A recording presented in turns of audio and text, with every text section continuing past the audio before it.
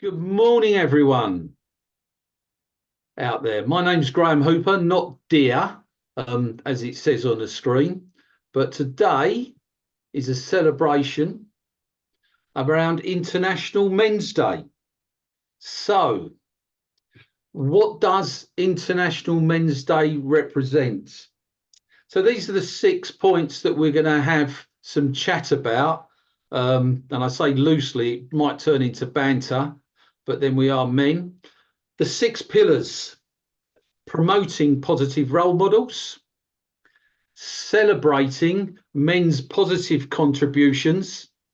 And if you were Scottish, you know what they are. Yeah, if you watched the football last night. Men's health and well-being. We're all prime examples here today, the panel of men's health and well-being. Are there areas of discrimination against men? Improving gender relationships and creating a safer, better world through road safety. So my name's Graham Hooper. I'm head of driver training at the Driving Instructors Association in the UK.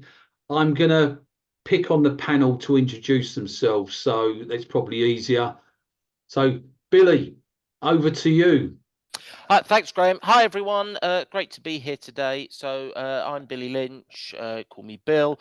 I joined the DIA in December 2022, and I have absolutely loved being a part of the DIA. It's fantastic. It's been my first job within the industry. So I work a lot on the customer service side of things here. I also work with Diamond Advanced Motorists, our driver and rider training system as well. So I handle a lot of those operations, taxi tests, things like that too. Okay. And the good thing about Billy is he's young, so we can pick on him. Thank you very much. No worries. Terry. Yeah, thank you for inviting me along. First of all, I'm full of cold, so sympathies are welcome, but I've been a driving instructor for 8-9 years now. Around that time, I am the creator of the Instructor Podcast, which I've just announced last year will be the final year of. I am on the committee of the ADI NJC, and I work closely with the road safety sector as well, organisations like Project Edward. Okay, excellent. James. Good morning, all. Yeah, I'm James Henkins. I've spent the last 8 years working for a driving mobility centre, working with people with medical conditions, helping them get back to driving and keeping our roads safe. I've recently left that role to relaunch my own business as a driver trainer and driving consultant, but I'm not quite sure I know what that means. You just bake it up as you go along, James. That's what we all do. That's it. Thank you. Okay. Chris. Hello, I'm Chris Benstead. Thank you for having me here. I do lots of stuff, and I also don't really know what I do, but I co-founded the DITC. I'm a driving instructor trainer, and I also started, probably important for today, the ADI Walkback, which is a mental health and physical health initiative for driving instructors. Okay, thanks, Chris. Tommy. Oh, hi, and again, thank you for having me on the panel. So my name's Tommy Sandu. I've been in the driving industry for 22 years. I know I don't look that old, but probably am. From a driving instructor, I've also got my own driving school. I also work for the TTC group as an assistant manager with the speed awareness courses, fleet training, all that kind of done. Done some international training as well, and just various different roles within the industry as well. Okay, last but not least, Sean. Yeah, hi everyone. Thank you for letting me come and be part of this. I'm a psychologist who works in road safety. Now, I should qualify that. I'm not really a psychologist in the sense of knowing much about mental health. I'm here mainly for my understanding of road safety and how we use evidence to solve problems. So yeah, maybe a little bit about mental health, but not as much as you might think, given I'm a psychologist. Okay, thank you everyone. So I've got a question, then this is in no particular order. Yeah. I'm looking for positive male role models in this industry. I'm gonna nick mine first. So I'm going to go with James Evans from First Car. I've known James for about 20 years or longer, but also the fact that he's an RNLI volunteer. Have you seen the weather today? Would you want to go out in this on a boat? So you've got to be brave to do that sort of stuff. So that's me. I'm getting in first before anybody else nicks him. Okay, throwing it over. Is this just for us to jump in? Then, Yeah, just jump in whenever you feel you can jump in, Sean. And it's a hard one, this. Yeah. I mean, I suspect the one I'm going to mention nobody will know, but there's a professor who worked at Reading University called Frank McKenna. I know Frank. Some of you might know him. Yeah, and he's still working. I mean, he's sort of semi-retired now, I think, but he was the sort of the main influence on me early in my career. And yeah, he has a way about him that forces people to consider the evidence when thinking about what they're trying to achieve, which I think is commendable. Yeah, I nicked Frank McKenna when we did a coaching conference at the University of East London as one of our speakers, and he was absolutely fantastic. So yeah, top, good choice. Thank you. I'd like to put in, I think there's a couple in the room that I'd pick, but I won't. So I'm going to pick someone that probably none of you have heard of, which is a guy called Adam Hughes, and he is a local driving instructor to me. What he's done, I think, represents the people who aren't spoken about, because he's my wingman when I'm doing the walk back. And without him there, the walk back probably wouldn't have continued, because I'd have tried and failed and given up. And I think very often those are people that they keep things ticking. Being loud doesn't make you a good role model necessarily. Being seen doesn't make you a good role model necessarily. It's what you do, it's the actions. And shout out to Adam, because he has turned up come rain or shine. I don't know what he'll do about the snow if we've got that come December. He's not a southern softy like us, is he, Chris, as well? No, he's way more southern than me. So yes, but he's between the two of us, we brave it. But I think there's so many people who, you haven't got to be that alpha male. You don't have to represent that to be seen and be listened to and be recognised. So I mean, and that's a question I think we'll come to. So what is an alpha male? We might come to later. Absolutely, because what is masculinity, what is men's identity, I think is something we might thrash out a little bit on here. And probably none of us know anyway, but hey, I like that. I like the unsung hero. That is, that in some respects they don't get enough press. Yeah. So no, that really good. Thanks, Chris. Okay, I think I'll go next. I'll go with a guy called Simon Christmas. I don't know if some people know him or not. He's actually it's very festive as well. He's actually writes the Endorse programs for us, and it's obviously a psychologist. And I think these guys that do all this work behind the scenes and how the whole psyche works, what we put into place for learners and all that, is quite an interesting element of that. And most people don't understand, that level of detail they have to go through to make sure that we have a change of behavior in the way we kind of teach and everything. So it's a good role model to have. And they really do understand how it works as well. Yeah, I'd second that, Tommy. I mean, really well. I'm a fan of the academics because I try my best to translate what they say into layman's terms. Yeah. So that us mere mortals at the bottom of the drive, the driving instructors understand where that's coming from and what's that about. And there's not enough in that getting translated down. So that's a good shout, Tommy. Thank you.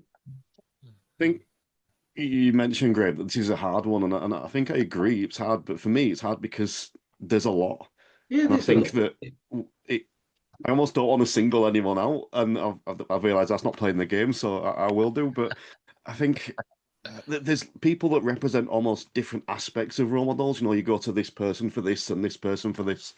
So I'm gonna maybe shout out someone that, again, maybe not that well known, a bit behind the scenes, and that's Kev Lines, who is just a really good driving instructor who checks in on me a lot on a personal level, which I really appreciate. And also when someone does that, it models that behavior to me, reminds me to check in on others, and that's always appreciated.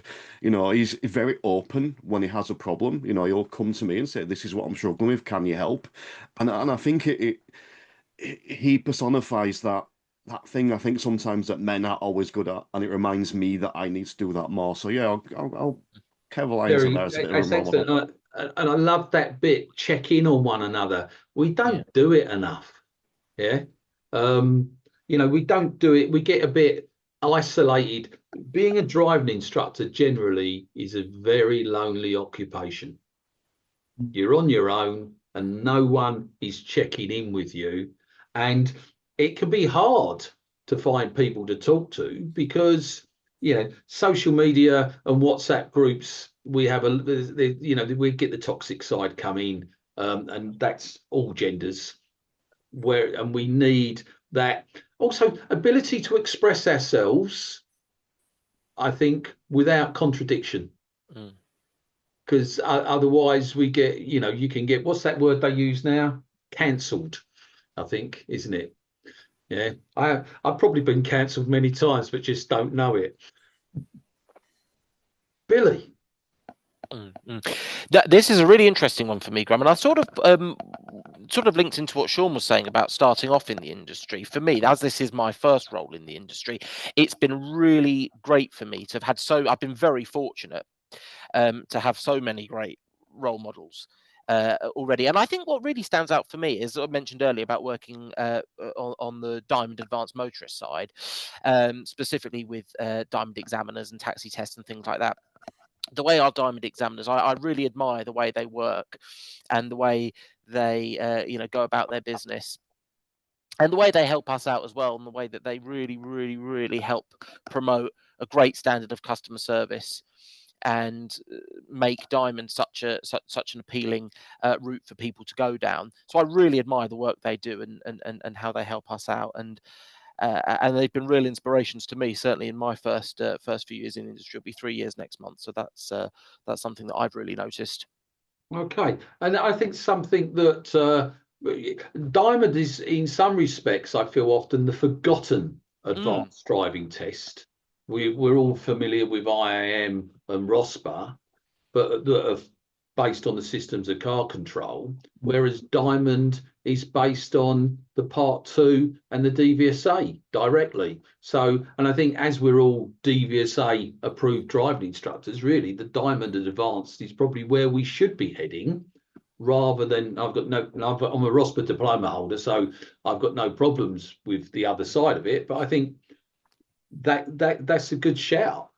So thank you. All right. So I was worried about these positive role models in the industry, because I'm thinking. Can I add one in there, Graham? Go, James. Sorry. Good. Yeah. Don't forget me. I'm at top left of the well, screen. no, I wouldn't forget you. I've only. Hey.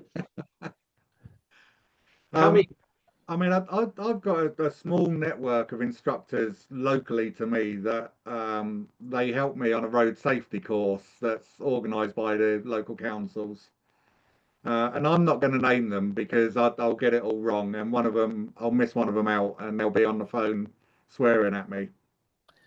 But there is one guy in the industry that made me change the way I worked, and you probably all know him. It's Ian Edwards. I came across Ian as a relatively new instructor, and as a relatively new instructor, I thought I was the dog's dangly bits. And I came across Ian that made me realise that it's actually my customers that make me a good instructor.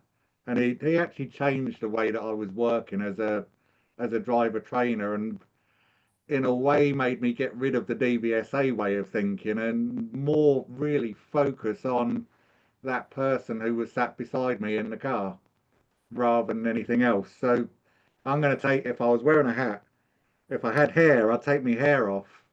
and give a little nod to Ian Edwards and say thank you to him, because yeah, he's a good trainer and a very knowledgeable guy. Which is a good shout, because as a fan of coaching for driver development and someone who is supposed to be a coach, that reminded me about coaching conversations in the car.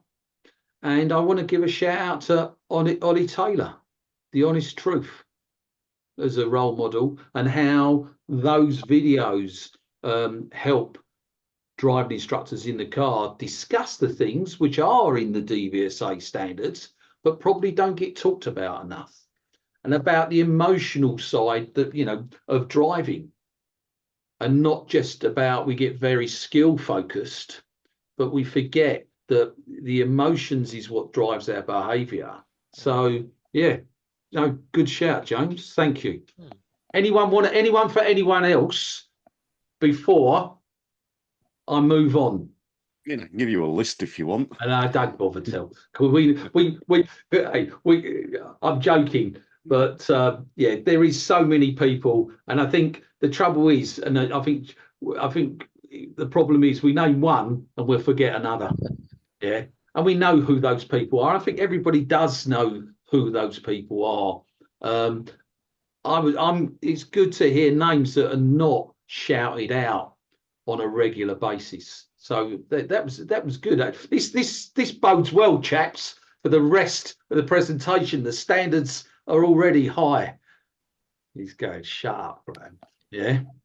I want to talk about sort of blurred boundaries, the pressure men face, work-life balance, expectations and stress.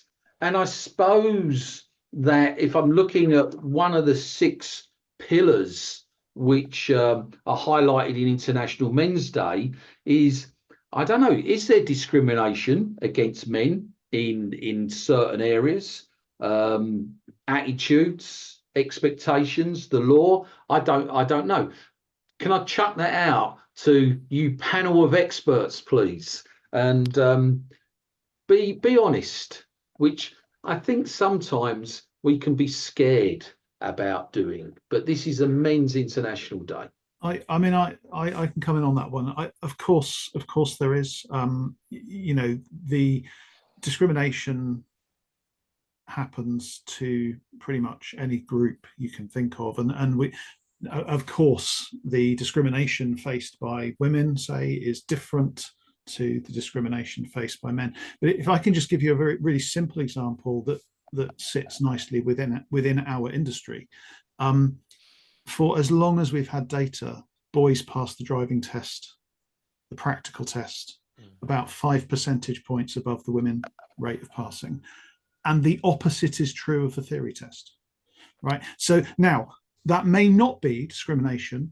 It may just be the competencies being measured, but we've got reason to believe that there is something in the system that makes that happen. We've just done some research on this with Simon Christmas, funnily enough. And that's an interesting set of data that we need to understand, because, and I would argue that system discriminates in different ways for men and women. So for men, it's maybe allowing them access to driving maybe slightly earlier than we should give it to them. For women, it's possibly blocking their access when we know that they have slightly better safety outcomes. Yeah, I'm not saying it's right or wrong. I'm just, it's a fact that we need to come to terms with. And I think the crash statistics, young males are going to crash more and kill themselves. They're more featured in those figures than young women, Sean. Yeah, absolutely. Yeah. So in some respects, are we sending young men out to kill and seriously injure themselves before they're ready to do it? I think that, sorry, Sean. I think that the question of work-life balance, that's hit me very much recently. Now, I've officially finished my employed job on the 31st of October. And all of a sudden, I'm getting out of bed at 8 o'clock in the morning rather than 6 o'clock in the morning. I feel much better in myself. In the last month or so, the work hasn't been there, but that's given a little bit of pressure financially.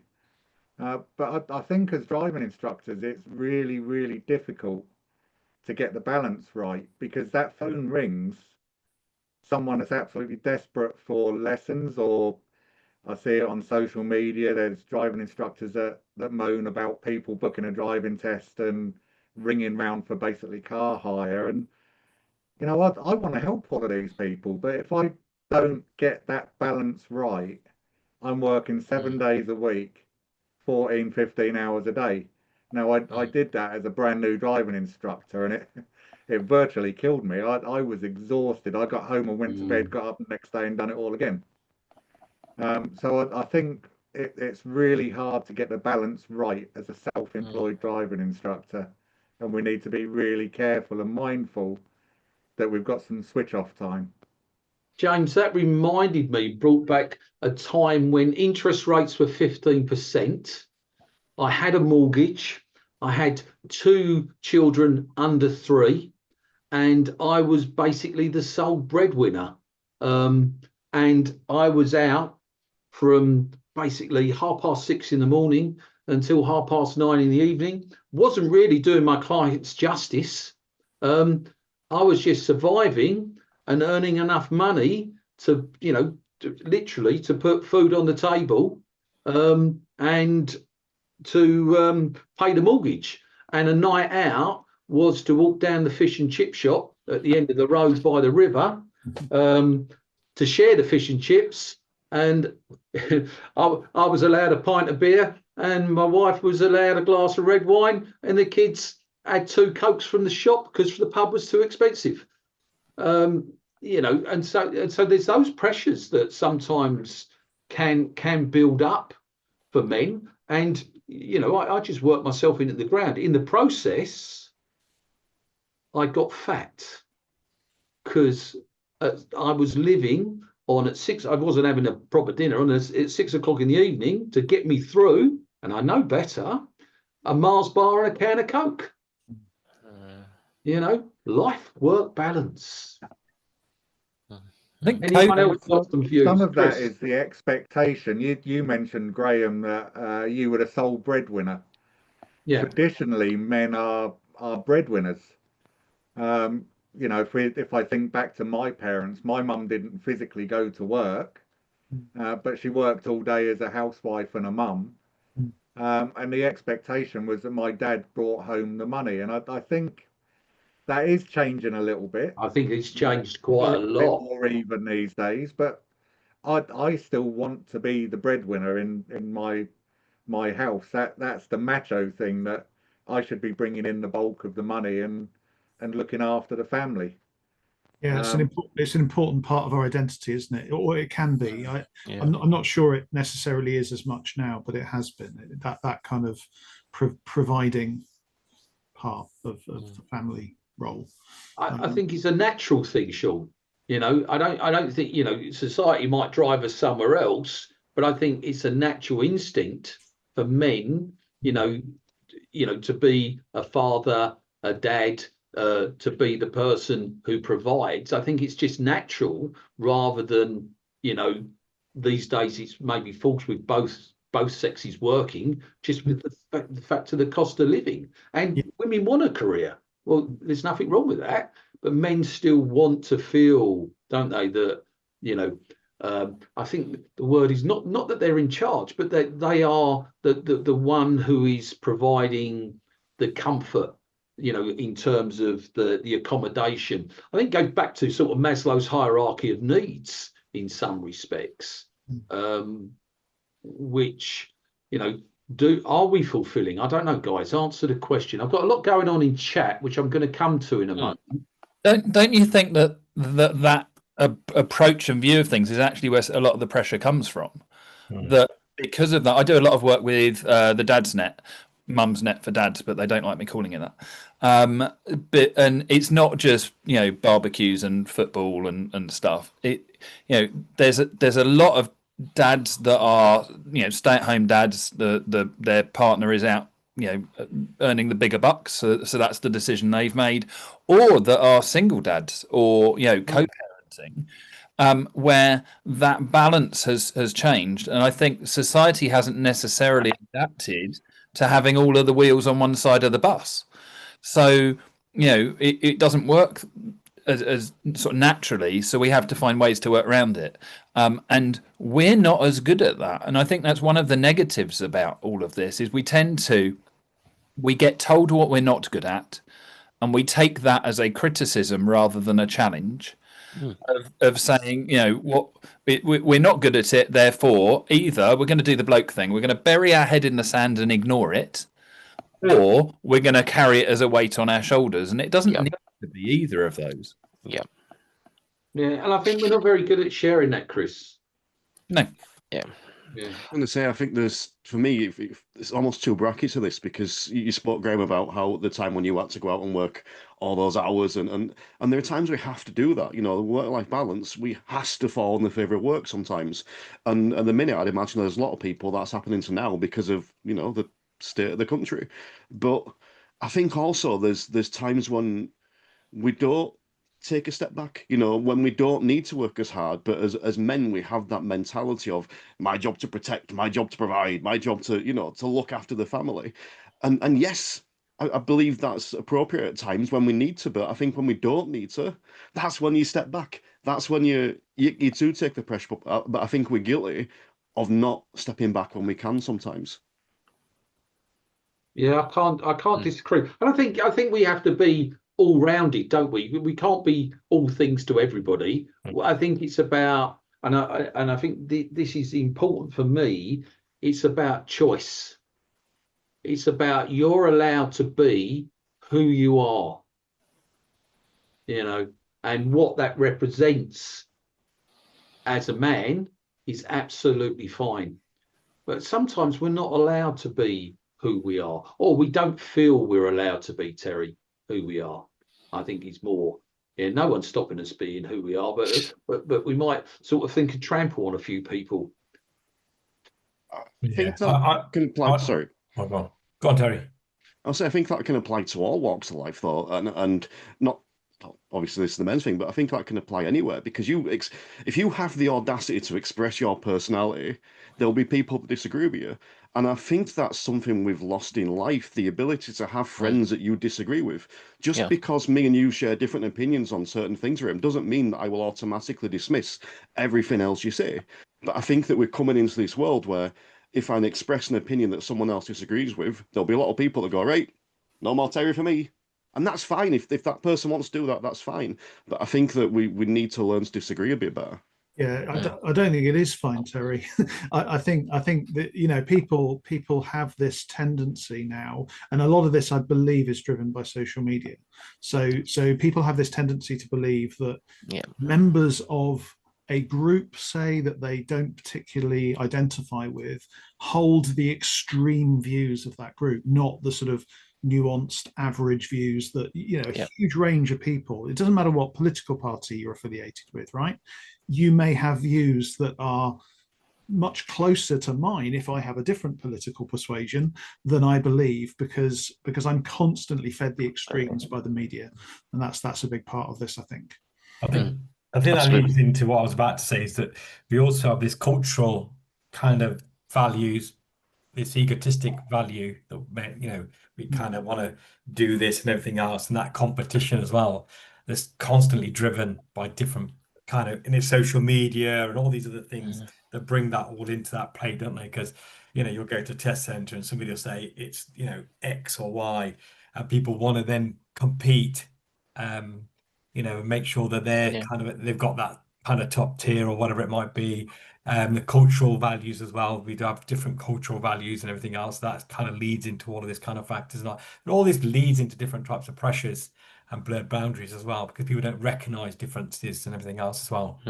I think, Tommy, with that, it just made me think, does it drive groups underground? And what I mean by groups underground, I belong to a number of golfing WhatsApp groups, which are all male. The language and the banter in that groups is completely different to what the language and the banter would be on social media. And even some of it will undoubtedly be not politically correct. However, being a Ricky Gervais fan, if you choose to be offended, that's your problem. However, you know, some of it, I think, whoa, that's a bit like strong, a bit near the mark, and probably not. There might be a loss of morals there, shall we say? There's an interesting difference between the female side of things and the male side of things when we're talking about kids and development, in that with the girls it tends to be about teaching resilience, is about protecting them against those negative things, the body image and those things that are, you know, often gonna hold them back or cause them a problem.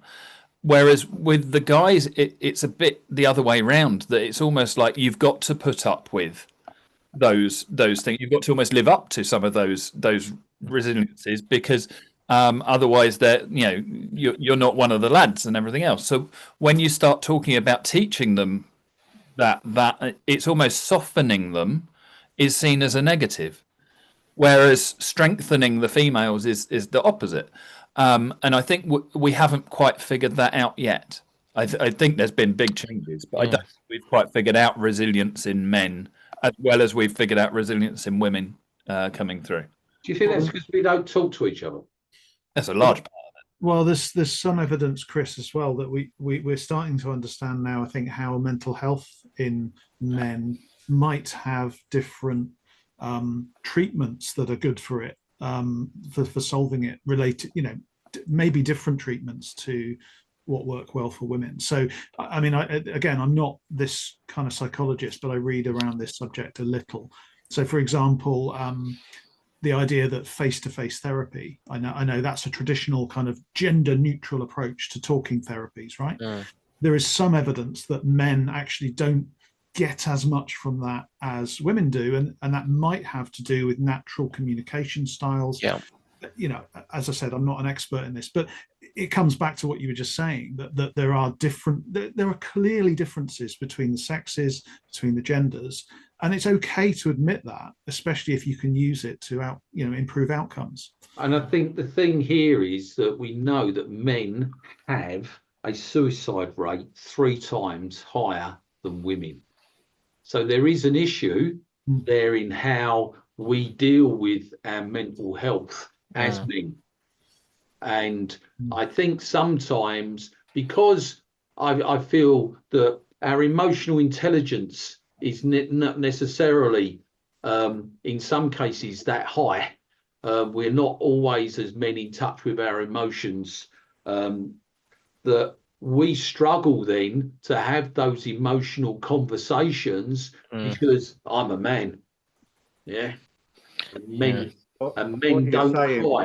Now, I'm sure, there, I mean, Graham, that's changed, because, I mean, I used to cry at Lassie, you know. Lassie had hair. Yeah, I know. But stop it. Yeah. But you know where I'm coming from. We're not, that emotional intelligence is sort of a bit suppressed in ourselves. Yeah, that's spot on, Graham. And what Sean was just saying there as well. I'm going to be honest now. Last year, I had some quite intense counselling. It was face-to-face counselling in a bizarre setting, but that's beside the point. The counsellor was female, and it probably took 3, maybe 4 sessions just to get me to open my mouth and be honest. Because she was trying to work with me, and I think at one stage she just stopped and said, well, you need to work out what you're doing here. I know how I can help you, but without you talking to me, I can't begin to start. It really did. Once I opened up, she drilled down into a lot of my horrible dark past, even back to very young age at school, and started putting the pieces together. And yeah, it was a tough time. Yeah. But that whole thing of men not wanting to talk, I mean, just just plucking up the courage to ask one of my colleagues if they knew a counsellor I could speak to. It's really, really difficult. Look, I don't know because I'm no expert, but do you think men might respond better from directness, whereas, indirect? So, for example, from a coaching point of view, on a scale from direct to indirect, men might respond better from being more direct than being indirect because they can dodge the bullet, be it when it's indirect, and they don't have to answer it. Whereas if you're direct and pin them down, they may be more likely. I don't know. This is me just chucking something up in the air. I think though, Graham, that with sorry, Billy, go on. Sorry, James, go Billy, for it. no, Go for Billy, it. you go, because you're young. Thank you very much, Graham. What I was going to say though, I do think a lot of people, for a lot of men, it's not necessarily a lack of wanting to talk about it. For a lot of people, it is a lack of awareness. They don't necessarily know who they can go to, and sometimes we don't always want to discuss it with friends or family because we almost see it more as a burden. If we're talking to a mate about it, we think that, we don't want to burden them with our problems. We're having a nice day out or whatever. And so I think for a lot of people, a lot of men, it's important to, you can do the research and the help is there, but you've got to want to talk about it. You've got to want to, you've got to help yourself as well. So that's just an observation from my end, but I think it's certainly something that's shifting a lot. Sorry, James, go for it. What were you going to say? I don't know. I can't remember. He can't remember. He's old. He's gone. Yeah. I tell you what, this picture just reminded me of when I was younger, and it still stays with me today, but not in such a strong. That's you, right, Graham? Yeah, that is me. Yeah. Stress, physical. I found as a male, I needed physical outlets to help me manage my emotions. Yeah. So when I was younger, it was through football and martial arts where I let out the frustrations of the day, and I think that got rid of, let's base, if we look at historical role models, they all tend to be violent. Yeah. As in Genghis Khan and Alexander the Great, and and you think, well, I could do with a bit of Socrates chucked in here, or but they don't seem to have. They make movies about the people who are violent leaders, and I just thought, is it that we need a physical release as men to help us manage our emotions? And we can struggle if we don't have that release somewhere. So there's a little bit in the. Sorry, Billy. I'll let you. No, sorry, Sean. Go for it. Right. There's a little bit in the chat about this. Actually, somebody making the point that just what you said. We actually talk more when we are doing things, and again, there's some evidence that some of the therapies that lean on that work quite well. The other thing I would say though, Graham, is look. I don't know if we need sport and activity to express ourselves, but I would say that it's one of the most important things we can do for our well-being. Movement of any kind, whole body strength training, running, anything you want, anything you do, the evidence is really clear. It really helps mental health. Yeah. And I think for us, I mean, coming back to us, I think we have a real problem. Driving instructors, we're sedentary. What can we do to get that movement? I mean, I'm a fan of Tai Chi. I think that helps. But I also swimming, sauna, jacuzzi. I like the jacuzzi best. I don't know why. But, those sort of things, they help me. And something else that I will share that I've probably been doing over the last, I don't know, it's over 5 years, probably started around just before COVID, and meditation. I use Calm, the app Calm, and it just gets me, when I'm rushing around like a blue-ass fly with all these tasks that I've got to do, actually taking that 10 minutes out regrounds me. I don't know. What does anybody else do? I think training is a key element. Remember, we are sat in the car for a very long day, and it is quite repetitive, I think, most times, because you are kind of teaching the same thing in a different format, because obviously you're talking about the same product and coaching it.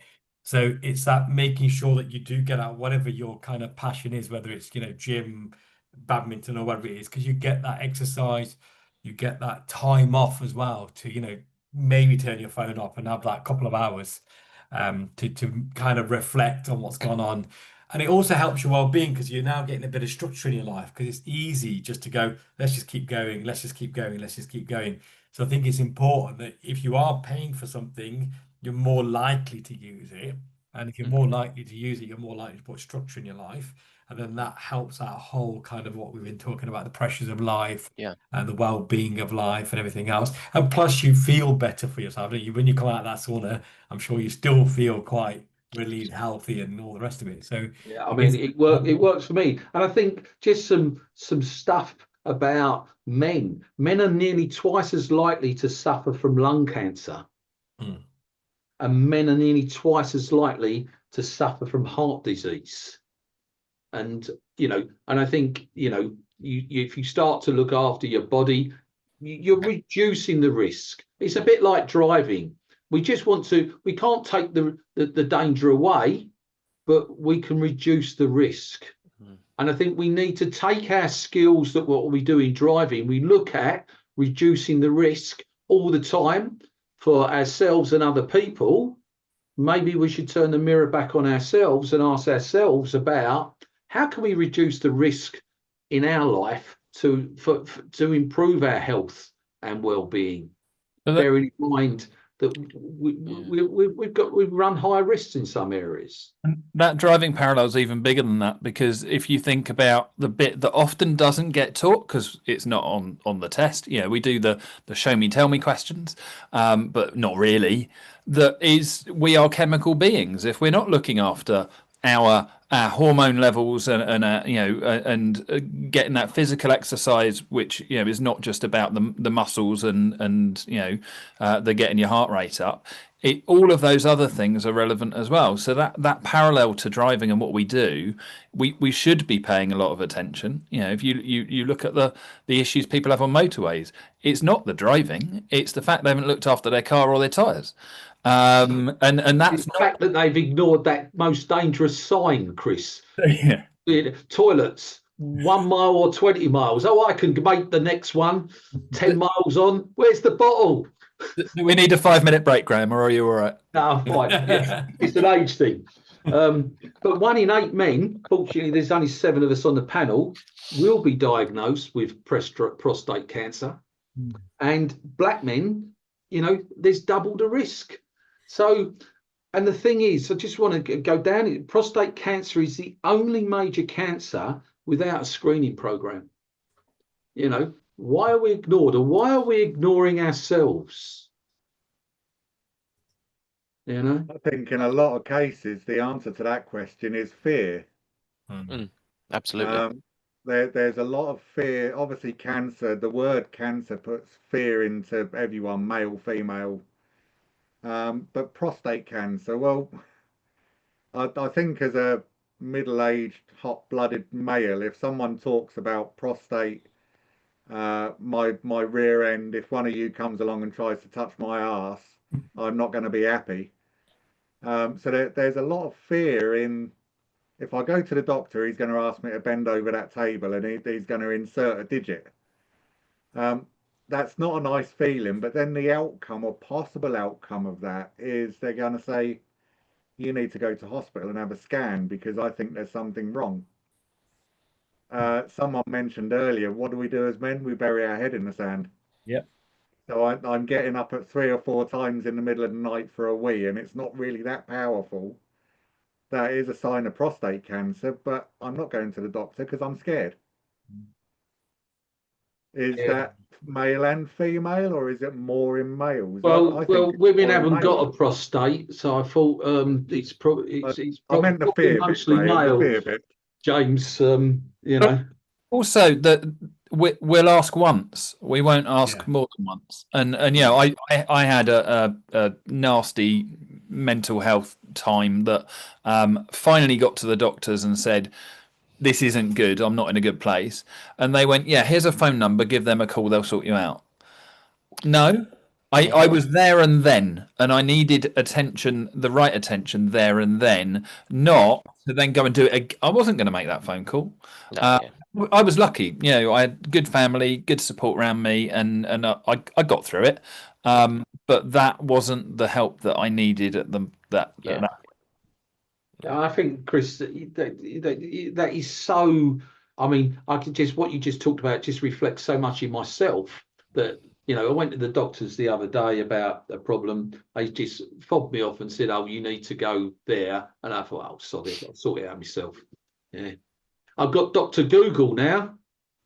Well, I'd say as well though, Graham, I got back into playing squash again in January this year, and it's been an absolute game changer for me. I played years ago, used to play all the time, and then with the with the pressures of anything with work and everything, it falls by the wayside. And I got back into playing squash again earlier this year, and I absolutely love it. It's a brilliant release, and it's a fantastic game. It's brilliant fun to play, and it's really made a difference for me.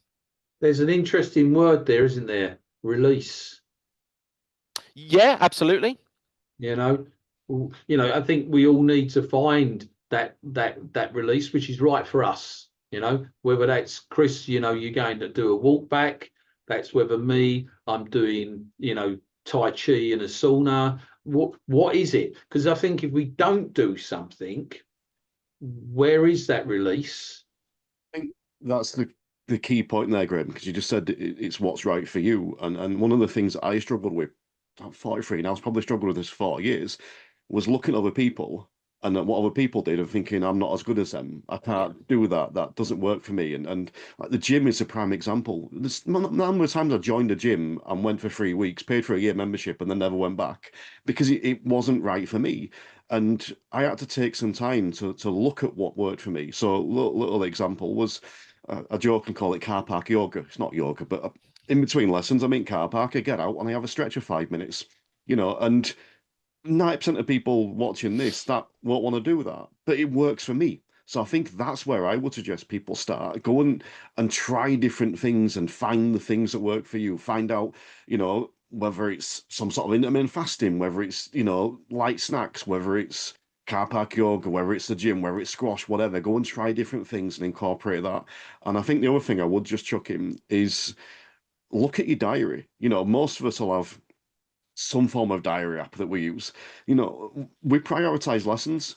Why not block in your time first? Friday morning, gym, Thursday evening, social club, whatever it is, block in your time and then put your lessons around that. That way you're prioritizing you'll give better lessons, and therefore everything else falls into place. Terry, diary Lost management the art is of so having a important. hobby. Sorry, go on, James. I interrupted. Sorry. Have we lost the art of having a hobby for ourselves? We look after our kids. I mean, when my girls were growing up, they had millions of hobbies, and we ferried them round every evening, every weekend. But I wonder if it's really difficult for middle-aged men, younger men, slightly older men, to have a regular hobby. Billy said you've gone back to playing squash. Yeah. It's I've had a hobby for 30 years, but I find it increasingly difficult to take part in that hobby now. Whether that's because I'm getting old and lazy, I don't know what it is, but I think maybe we should. Terry, you're right. Are these Books and I diary think time to get that hobby going. Yeah. I think, James, it just made me think hobbies, just out, we maybe need to create less solitary hobbies and more group hobbies. So actually, but going to the gym, Terry, we've got, pardon my French, the fat part sauna. So us boys are a little bit overweight, all go in the sauna and put the world to rights. But it's not that. It's the chat and the banter what goes in to us in the sauna that makes us feel part of something again. And I actually made me think COVID, for me, I stopped going to the pub. Okay. Yeah. So I would go to the pub to watch the football, etc. Wouldn't always have a drink, but I would go there for the community of going to the pub. There'd all be a few guys in there. We'd chat, watch the football. Now I tend to watch football at home, and I don't go to the pub. And I think that's a little bit because I can walk to the pub and I'm a little bit weak-willed, and I want to reduce my alcohol intake. So there's a flip side to that. But actually, those social gatherings that traditionally, if we went traditional, men were in the pub. Now, where is that social gathering for men? You know, and it's not for everyone, the gym, is it? And that's again very solitary exercise. So have we lost that social place for men? And we're not very good at the lads that latte, are we? The ladies that latte is quite a natural thing. We don't. I think actually that's something driving instructors are a little bit better at, because if you've got a gap in your day, or if you're at the test centre and your pupil's out on test, we will go. Let's go and have a coffee. But actually, in the times that you're there for the purpose of talking, we're filling a gap. Doing it with a purpose, we're not particularly good at that, and there's not really other things that aren't doing something else, doing it alongside it, which is why I like meeting men and walking in the woods. That's that's now my once a month, second Tuesday of the month. That's what I do, and it was interesting. The most recent one was around the time of big announcements in the industry and things going on, and we were talking shop, and we all said we didn't enjoy that as much. We liked putting the world to rights and talking about the other stuff. Women are welcome on the walk back as well. It's just that where I am, it happens to just be guys, which I think is telling. Yeah, I think we just need to, and I think it's important that we just make it social and not about something. Yeah. Because that when we make it about something, we can put people off. But just about being social, we're social creatures, and I think the world that we're in, actually, in some respects, is making us antisocial. This is a problem for us. Our social life all of a sudden disappears into here. How does that happen? What happened there? Large, well-funded corporate interests vying for your attention. Yeah. And when we are sat around talking, we'll then end up sitting on our phone, and you'll see it. You'll have three people around the table not actually engaging with each other. They're all looking at their phones and engaging with that. So it is turning it off, isn't it? It's having that focus. Absolutely. Which is what we're talking about. Brings me into I don't need the slides because we're better than the slides. Yeah, we're naturally talking about what men supporting men. Because this is Men's International Day, so it is about men supporting men, and women have a great part in supporting us. But it's about us, about what we need to do. And I suppose traditionally you look at, and I know that it's not the case now, but men have been leaders in the world. Well, we need to start leading our bloody selves, and taking that. So who is going to step up to the plate and be a leader, or is that something that we don't want to do now? But in doing so, it's counterintuitive, because you end up often representing what you're not trying to, because you end up with the loudest or the boldest opinions or whatever it is, which is not necessarily what we're trying to get to. So it's very often by action rather than by image. So I think this falls back to what you opened up with, which is a role model thing. We all identified these role models that we're looking up to. I think the leaders are out there. It's just a lot of the people that we might follow, they're not necessarily doing it to be followed. They're just displaying a good example. I don't think necessarily anyone needs to go out and almost do a dance and say, follow me. I think it's there are enough people, there are people on this call that I can look at and go, yeah, I like that quality. I'm going to follow from that person. There are things I've heard from today where I'm going, that's interesting. And I think that we can just look around and see these people there. But I also believe that because some of us on here and other people, we have a position of prominence in the industry, and I always struggle with that phrase, but there's a position of prominence in the industry.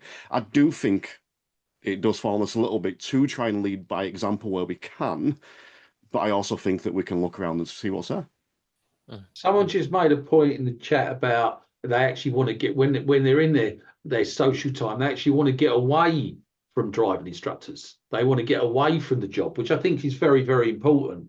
I'm lucky. I chose golf. A good walk spoil, but actually it's not about golf. It's about we have weekends away, we have holidays abroad as a group of men together, which all of them, and I know that there's guys in the groups I play with have got mental health problems, find it really uplifting to spend those few days together. And some of the stuff we do keeps them hanging on to the next date, which, there's that thing, in life where, we all have something to look forward to, what is it, that thing that we can make for ourselves to look forward to? Now, unfortunately, I'm bar humbug. We got Christmas and it's like, no, we get rid of that. However, following from Christmas, I have Boxing Day, which I very much enjoy. And then the day after, I go and play golf with my mates, which I very much enjoy.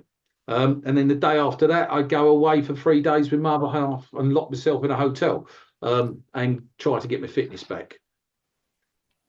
However, they're the carrots, aren't they? That gets me through the sad days. And what I mean for sad, like today, is that, you look out the window, it's peeing down with rain, it's cold, there's a lack of daylight.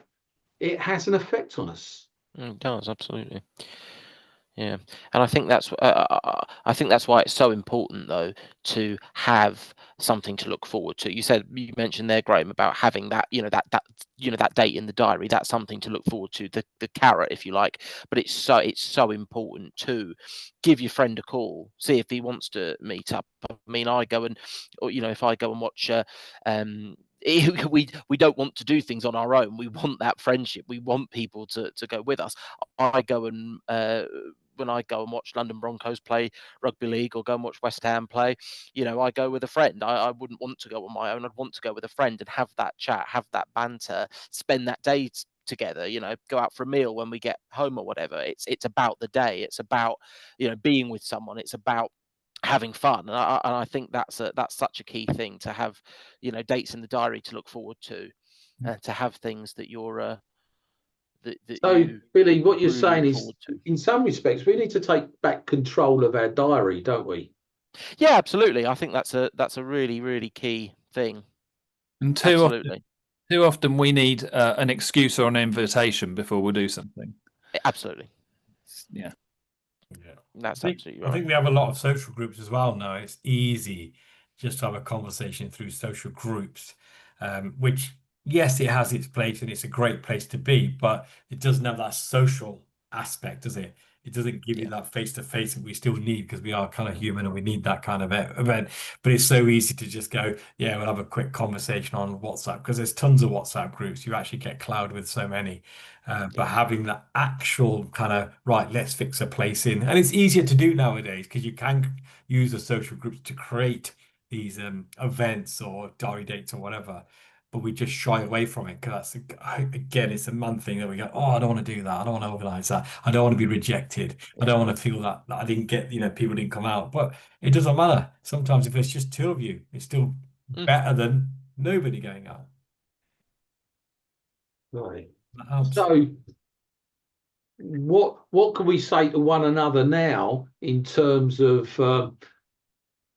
Terry's got to go because he must leave now due to lessons. Well, thank you for being here, Terry.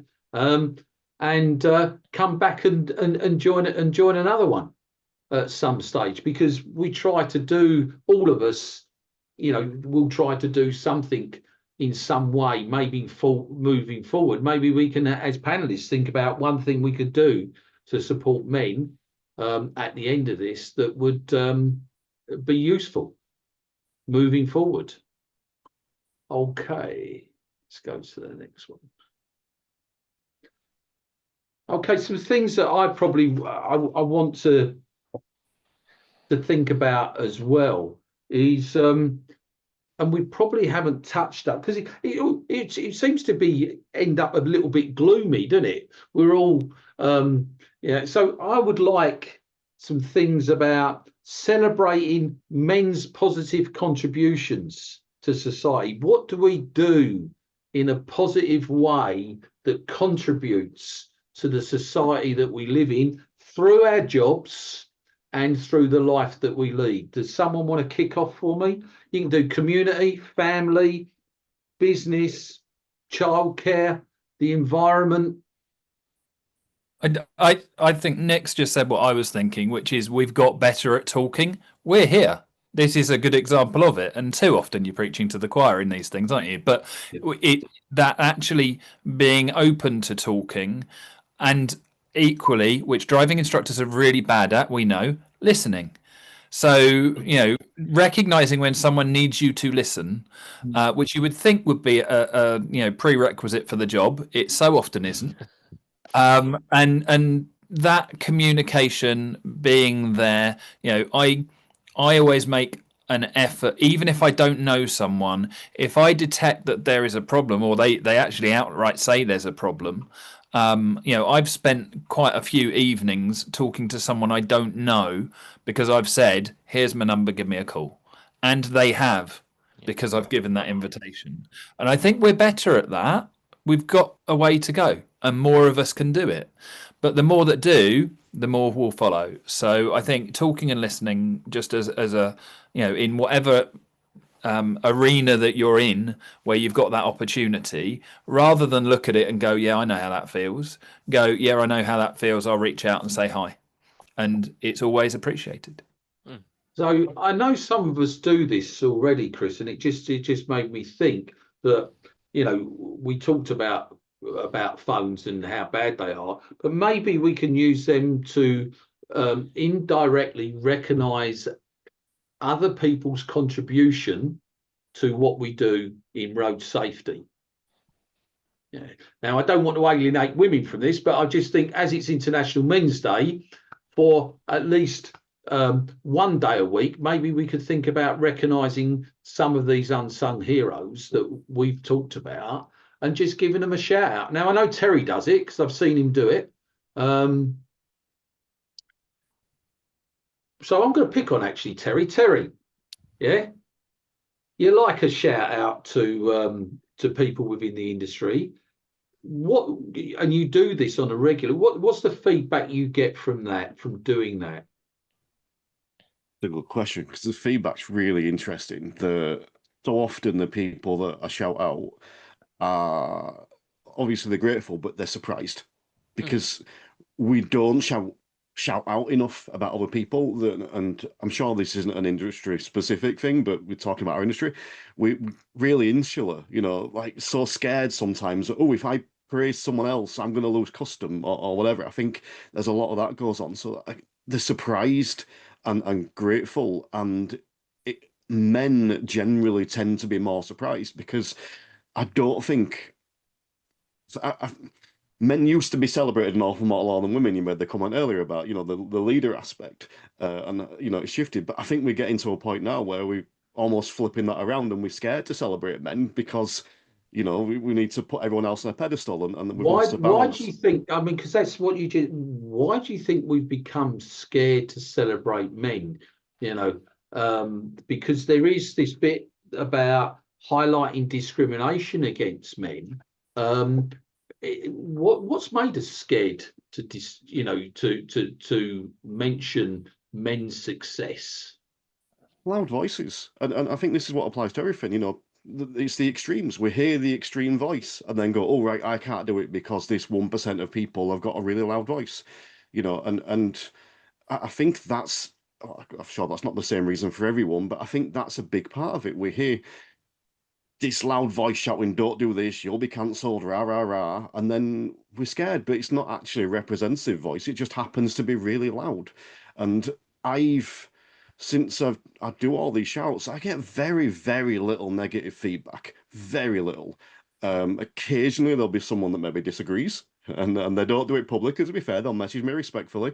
But it's like 99% of the feedback I get is positive on that broad scale. I think that at times we're scared for the wrong reasons, and we go out and do it, and you see that actually it's quite just a positive thing. Okay, I'm going to try and bring some. Look, you're going to have to forgive me, David, because David just put his hand up. So I don't know, Billy. I might chuck this on you. Can you find David and bring him in if you can? As you've got, or we could go get rescued by a woman. David says it was an accident. Oh, it was an accident. Hey, David, well done. Well done. Yeah. Okay. No, David, we're now going to force you to speak. We're sorry. Yeah. Pull you We're in. going to bully you into it, mate. Yeah. But yeah, I love it because what was interesting then, both me and Billy were going, who's the only person we know we can sort this out? Oh yeah, we've got a woman in the office. Yeah. So I thought there's quite amusing. Look, I think just mentioning, we also need to consider improving gender relationships and equality. Now, men. I'll take something that I wasn't from me. This is someone, a quote. And it just and it said, strength, courage, mastery, and honor are the alpha virtues of men all over the world. And this was by a guy called Jack Donovan. And he used to be quite a right-wing extremist, and he shifted a bit. But it's that, again, back to that alpha male perception. Well, we're not all silverback gorillas. How can we improve that, because the world has changed, and I don't want to go into the how many genders there are, but people choose to be whoever they want to be, and I haven't got a problem with that. How can we make that all inclusive? I'm not sure whether it's equality or all inclusive. What do we need to do to accept people's differences? And that includes women, of course. I think understanding them is the first step. Well, we're going to fail miserably there then, traditionally, aren't we? Yeah. Well, that comes back to the listening bit, isn't it? Do you know the interesting one for me that came up, which I wasn't expecting to talk about on here today, is perimenopause. And it was, I suddenly got some phone calls from female driving instructors saying, this is happening. Do you think it's affecting me and my job and everything else? And firstly, they phoned a bloke, which I was massively appreciative of the fact they felt they could. And then I educated myself. It wasn't something I really knew about. And actually, I found out they knew less than I did at that point. And I educated myself, and it fitted in with the world was becoming more aware. So there was more information. And what I discovered was the best way for me to understand how I can be better was to understand what was going on for other people. So that ability to, we shouldn't feel shut out. We should feel able to engage on things where we are not part of that picture, but we can be an advocate or an ally to that situation, whether it be LGBTQ+, whether it be additional needs, neurodiversity, whether it be just, men and women, and identifying and understanding that, and less judgment, more listening, because if we educate ourselves, we better ourselves. And that, I think, is probably a really important place to start from, is going, acknowledging what you don't know and go and try and find out more. Yeah, that cognitive bias, and I don't know what I don't know, is a real problem for myself. And I was discussing this with someone this morning who's in the LBQT, whatever it is, plus bit, and saying, you know, how, bottom line, how bloody confusing it is for someone who wasn't brought up in that world, or that world was shut down to them, and hasn't. And you know, I have a clear lack of understanding because I haven't had. I'm lucky I've got friends that come from a multitude of different, I don't know, you can call them genders and races and what. I'm lucky that way. They help me get rid of my ignorances because I am ignorant. Yeah. And I'm not ignorant through choice. I'm just ignorant from a lack of education and understanding. I think that insight's really important, Graham, and you know, the fact that you can just say that is to be celebrated, because you know, nobody reasonable is going to think that that's a bad thing, that you're admitting you need to know more and need to understand more. I mean, this is something I've had to learn a lot about. I have a trans male godson, and I have a non-binary stepchild in my life, and both of those things happened over a period of about a decade, and I have no idea about any of that. And you know, it was a real learning curve, and it's still something I slip up on, but that's okay, right? Yeah. Because I mean, I find that interesting because one of the things that I'm not grammarly correct. I bought Grammarly to save me. But then someone started discussing pronouns, and I don't even know what a noun is. Yeah, and it's like, you know, come on, you know, I don't know. Inform me. Yeah. I mean, well, nouns are just things, right? That's the only two I understand are nouns and verbs. Yeah, but I mean, pronouns. That's an interesting one, because I find, for me, it's very easy to remember to call my trans godson he, or him, or whatever.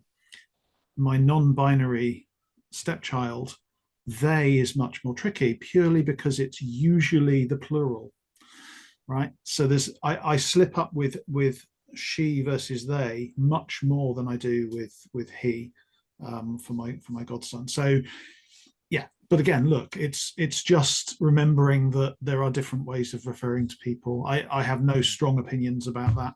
It's just because linking this to driving, stereotypically in driving, we have white van man, you know, stereotypical, and then, you know, we had BMW drivers and Audi drivers, but then you find yourself going him and her when you haven't got any idea of what the gender is of the person in front, and you just think, this is a bit traditional, isn't it? This is being handed down to us. And breaking those habits, Sean, is what, you know, it's a challenge. The other thing that we need is from the other side, is the understanding that we want to learn, and when we're not trying to be offensive, because sometimes you end up, you know, because of absolutely, you know, understandable reasons of alienation and victimization and such, but you end up butting heads with a militant attitude, or, you know. So I think on all sides, and sometimes we sit on one side, sometimes we sit on the other. We need, again, non-judgmental approach to it, and accepting that people aren't necessarily being bigoted or you know, being offensive deliberately. Sometimes we get it wrong, and it comes from a lack of education. Yeah, I mean, I think, Chris, it just made me think. I mean, my problem, but you know, is I don't care. I either like people, don't like people. It doesn't matter about anything else. You're a person, and I think I had a little bit of trouble with International Men's Day because I wanted to really do International People's Day. I felt far more comfortable doing, and I don't know why that is. And then I thought, well, no, hang on a minute. is that again suppressing men, or is that, you know, allowing us to celebrate everyone? And then I start getting really confused, you know. And I think I never used to be this confused. What happened? Well, interesting that you say that, because when you kindly said would I come and do this, I nearly politely said no, because of that. Going, do we need one? And then I thought about the things that say that I've been involved with doing the walk back and when working with various different people of, you know, huge ranges of backgrounds. Yes, it is important, and exactly what I just said. Sometimes we judge it in the wrong way. And we say, well, you know, don't be silly. And again, Dad's Net is, you know, the Father's Day always gets a critique from Mum's Net because, you know, they tend to look at the negative side of Father's Day in a lot of ways, and there becomes this butting of heads. And it's that same kind of thing of going, well, no, actually, can't we recognise that there are needs and there are you know, positives out there without having to have that head butting thing? So I you know, appreciate what you've spoken about and the way that you've treated it, because I'm glad I turned up. You know. Yeah, no, me too. I just want to now just probably go back to the beginning a bit with Sean. One of the final 6 pillars that I want to talk about today is creating a safer, better world where people can be safe and grow to reach their full potential, but especially aimed at road safety. How, you know, the differentials in, you know, educating males specifically around driving and what a challenge it is, while because they're a chemistry set, and that chemistry set is going off the rails somewhere between, you know, 13 and 25. We all know, like, traditionally the frontal lobe doesn't mature until they're 25. That's why we send young men off to war, because they're not scared, etc., etc. However, then we give them the lethal weapon. Sean. Well, I mean, look, I think this is a wider discussion than just road safety. Boys, I think, is it from the age of like 3, boys are overrepresented in unintentional injury of all kinds, right? So there's something about the way boys and girls behave, the way men and women behave, that is different. So there's a lot of work to be done to understand that. In road safety, I mean, again, I would say it's about doing the best we can with the evidence we have to put in place a licensing system, training, testing, all of it, and a safe system that protects everyone. It just so happens that boys have, or men will have, certain risk factors different to those that women have, and that all needs to be looked at. I mean, and you know, that it goes both ways. You know, we know historically, for example, women have greater risk in certain types of crash because the way that seatbelts are designed, because they were designed for the male body.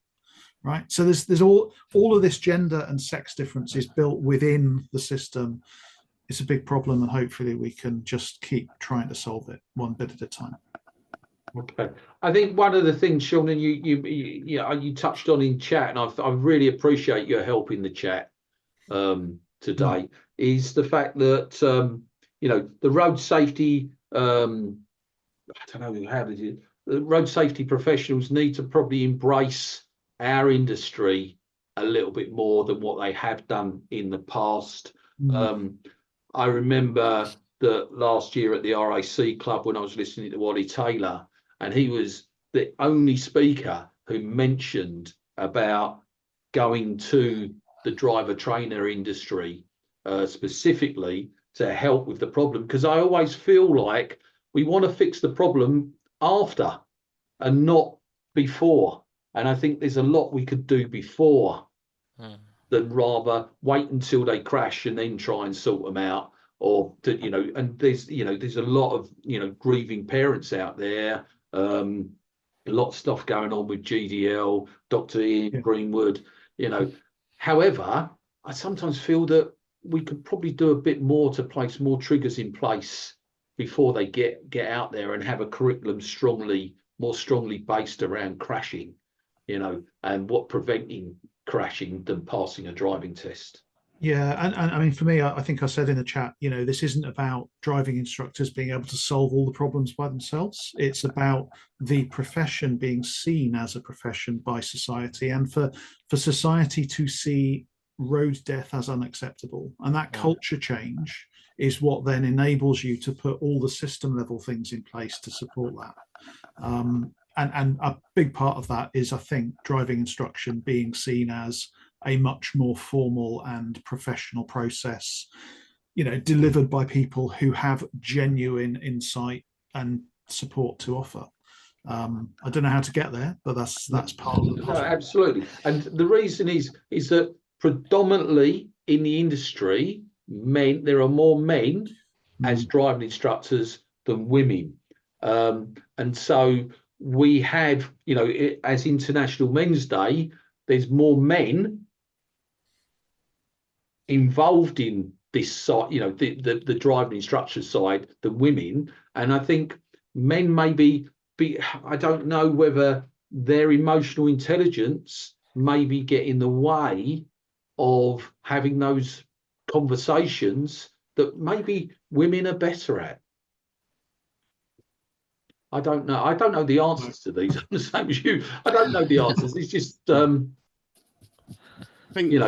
I think what I found, Graham, is an interesting one, sort of from I suppose, my peer group and friends that I was at school with when they went into starting their driving journey, learning to drive or whatever. There was sort of certainly within some of my friend group, that there was a feeling of invincibility when they're learning to drive. They don't understand the dangers, they don't understand the risks.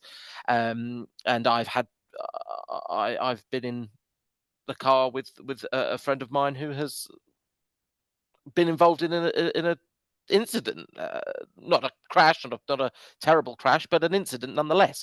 I find that a lot of particularly young men do have this sort of feeling of invincibility when they start out, and they perhaps don't appreciate the risks and the responsibility that comes with it. Yeah, I mean, it's a big package, because then it throws out we should educate the parents, as well as the child. But thinking about today and thinking about International Men's Day, and I'm really pleased with the way this has gone today and the contributions from everyone, and the chat, which has helped direct us as well in presenting this. Just in general, and this is probably quite a difficult one to do, sort of summarize maybe today and your thoughts about, International Men's Day going forward. Billy, I'm going to leave you to last, because I'm going to leave you to close out, No problem. because you're the youngest. So in no particular order, can I have your thoughts, gentlemen, please? I can go if you want. Thanks, James. Yeah, I mean, to summarize it, there's a few things that have come up time and time again this morning. One of them being the downsides of social media and chat and stuff. And Graham, we've met on social media before, and you're a totally different person face to face. But I think text, email, social media, it's really, really easy to misunderstand what someone is trying to say. So what I think would be very useful, and especially in the driving instructor industry, and this would include the ladies as well, somewhere for driving instructors to go to pick up a phone and say, "Can I talk to you, please?" I think that would be very useful in supporting driving instructors. Just a central telephone number where someone will listen. A lot of people don't want to call the likes of Samaritans. I can see Samaritans on the screen in front of me. They don't want to call that, because that's for when you're in crisis, according to a lot of people. So just a phone number. Chris offered himself earlier on and said he's passed out his phone number to many people. I don't want to bog you down, Chris. You shouldn't be that number. But it would be really useful to have somewhere for driving instructors to go and say, "I'm struggling. Can I talk?" Yeah. I mean, we have a very good person on the DIA help desk that has helped a lot of instructors, because there's a lot of complaints gone into the DVSA. They've increased, not necessarily because we're doing a worse job, just because we tend to get the blame because they can't get a driving test or failed a driving test and have to wait another 6 months. So rather than take responsibility, let's blame someone. They put in a complaint at the DVSA. The DVSA have to take that complaint seriously. That comes back to the driving instructor. They need to phone. They need to help. Who do I call? You know, not Ghostbusters. Yeah. Arguably, the complaints have gone up because we're doing a better job. Because we're not saying, all right, we'll take you to test and roll the dice. We're saying, no, you're not good enough. You ain't going. So actually, you know, one of the symptoms of being a professional is that potentially you upset people along the way, and you have those different standards. I think for me, what's come from today is that we need to stop moaning about it and find somewhere that we can go and moan about it. You know, have somewhere that's got a purpose for the moaning, and it, as I think it was you Graham, that said that it doesn't need to be. There doesn't need to be a topic of conversation. It's a point of contact, which fits in with what James just said. And my number's out there. Anyone who ever wants to text or call, I would rather someone did. And I always do my best to get back to them. So, you know, and to answer when I can. So, yeah, I think if lots of people did that and we all had that in our little communities, we're actually quite good at that. I've seen over the years, I've seen so many times that something has happened really seriously, and I've always referred to it as united by a badge. Driving instructors will rally round and either, you know, get some money together if someone's, you know, suddenly found that they're off the road because of something serious, or they reach out and support. And you know, Honorary, one of the guys, Lou Walsh, in the Big Learner Relay, was an opportunity for us all to come together. And I feel that there's a gap there that hasn't yet discovered, you know, the next thing. But that showed how, as a community, we can unite. There wasn't a purpose. It was follow the bloody car in front. It wasn't, you know, there's no rocket science to that. But it was about the community and such. And I think that's important. Yeah. Thank you, Chris. Go on, Tommy. I think we realise that men do play a big role in the industry. You know, there's no kind of getting away from that. And we all come in different shapes, sizes, and colour as well. We all recognise that as well. And we all have different needs, but we all are leaders in our own kind of way. We lead our learners, we lead different people for different reasons and everything else. And we shouldn't be, you know, worried about, you know, we shouldn't fear it. We should say, you know what, we'll embrace some. We won't always get it right. We won't get it wrong. But that is a way to move forward, because if we keep doing what we do and improve it and change it for the better, we can only do better. But if we don't understand something, we go and learn it, and then we go and change it. And if we keep reshaping, we can only make things better for everyone. Thank you. It was touched on earlier, I think, by Sean, that was saying, like, women don't need a reason, men need the reason. So men go for a coffee and then talk. Women want to talk, so go for a coffee. And I think that's something that we need to switch around. You know, the reason we're on here today is because it's International Men's Day and you've invited us. It's not because we've all got together for a chat to put our heads together. And I think that's something we need to switch around. And I think that falls under that bracket of personal responsibility.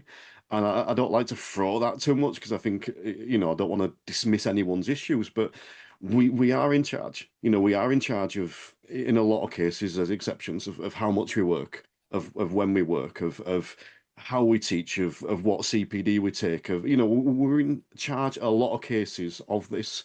And I think that taking time to step back, we're coming towards the end of the year, perfect time to do it. You know, take time to step back and look at what change you can put into place. And I think the only other thing I'd just throw in, and this might not sound serious actually, but it is, start with Ted Lasso, right? Watching Ted Lasso is the best CPD possibly I've ever done. And it's that one quote that sticks in my head. And I think I take it into everything I do, which is be curious. And it goes back to Graham when we're talking about the gender stuff. It's like, just be curious. Tell me more about that. How can I learn more? And I think if you can go in with that mindset rather than, bloody so and so saying this and I've got to think this and I can't say this or whatever. It's like, no, just be curious and ask. And 9 times out of 10, you'll be fine. There'll be that one voice that's a bit extreme that then you don't let that scare you and stop you actually asking the question. I just want to second Ted Lasso with my minimum. Yeah. Can I go? Just go. I don't even know who Ted Lasso is. And I will third it. Graham, watch it after this call. Just okay. I'll write it down. Hang on. It's if I don't write things down, it's a perfect. It will never TV. ever. I will put it on my to-do list for today. Ted Lasso. However, what I think listening to this conversation today made me realise that, I'm heavy social media because of what I do. I run a group with over 20,000 people in it. What made me remember is that when I first did social media, if we were having this type of conversation in text, it turns into a battlefield. Yeah, can do. Okay. Well, that leads nicely on to my sum up then, if that's okay. I'll follow on from what Terry was saying, actually. One really important, let's remember this is a job as well. Yeah. For all of you, it's not my job. I'm not a driving instructor. I wouldn't know where to begin. But you're heavily involved with him. I read the stuff what comes out of TRL. So I try to be. So yeah, look, one of the best predictors of job satisfaction is feeling in control. So everything Terry was just saying there about taking control of the bits of your job and your life that you can take control of. So blocking out time for the things you want to be doing and the things that are important to you. And yeah, that's really, really important. And I would add to that, prioritizing, hobbies have been mentioned, the things that you do are really important for your mental well-being, health, exercise, nutrition, sleep, right? All really practical, boring stuff, really, really important. And then just the curiosity thing as well, and just be kind. That, I think, is what I would say. Okay. For me, it's better to talk than to text. That's what's come out of today. Oh, yeah. Get off social media. That's the other thing I'd add. Maybe not for you, Gary, but. Okay. Who's next? Billy. Is that just me to go now, I think? Yeah, it is Billy. That's why I was just smiling and going, who's next? Billy. Oh, thank you very much, Graham. Well, guys, thank you so much. It's been so brilliant today to see everyone, to meet everyone. And thank you to everyone that's come and given some brilliant insights into the industry and about what we can do to support each other. I've certainly found it extremely helpful. So thank you to all for coming along today. Thanks to everyone for their activity in the chat as well. There's been some brilliant conversations going on that I've read as well. So that's been fantastic. Particularly, I read one of the chat comments about as a group where men get together and make pies, and that sounds like a fantastic group. Yeah, the pies bit got me as well. That certainly about pies. Yeah. Piqued my interest, definitely. Yeah. So thanks ever so much for everyone's coming along today. It's been absolutely wonderful. This webinar will also be going on YouTube, so we will get that updated on we'll get that up on YouTube, when it coming soon. I haven't got an exact date for that yet, but that'll be coming soon.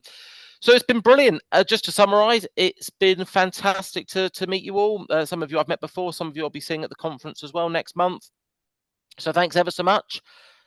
And thanks all for coming along today, and see you all soon.